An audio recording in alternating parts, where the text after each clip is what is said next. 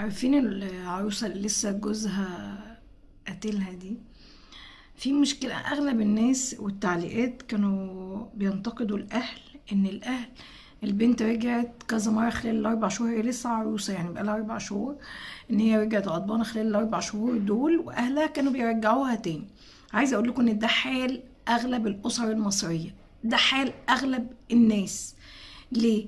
الأم أو الأهل بنتهم لما بترجع غضبانة بيحاولوا يهدوها ويحاولوا.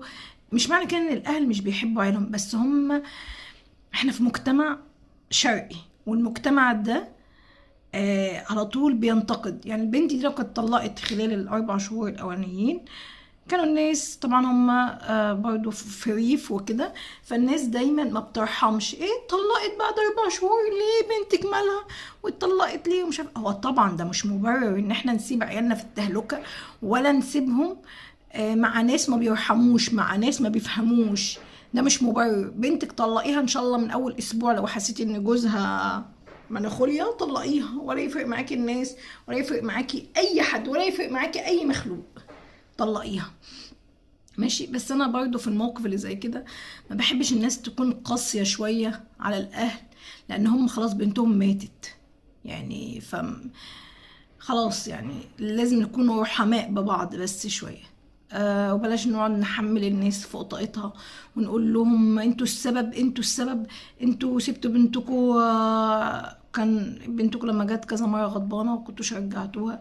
الأهل دايما بيبقوا عايزين عيالهم في أحسن حال. يعني أكيد برضو الأم لما بتيجي بنتها تشتكي لها، بتبقى الأم صعبانة عليها وزعلانة عشان بنتها، بس بتبقى عايزة بنتها، بتقول إيه، يمكن يتصلح حاله، يمكن عشان لسه في الاول مش واخدين على بعض، يمكن لسه، يمكن يا ربنا يهديه، يمكن ربنا ياخده ونرتاح منه. آه فوالله العظيم بجد، يعني يعني بلاش ننتقد الاهل الله يكون في عونهم ويصبرهم على اللي هم فيه.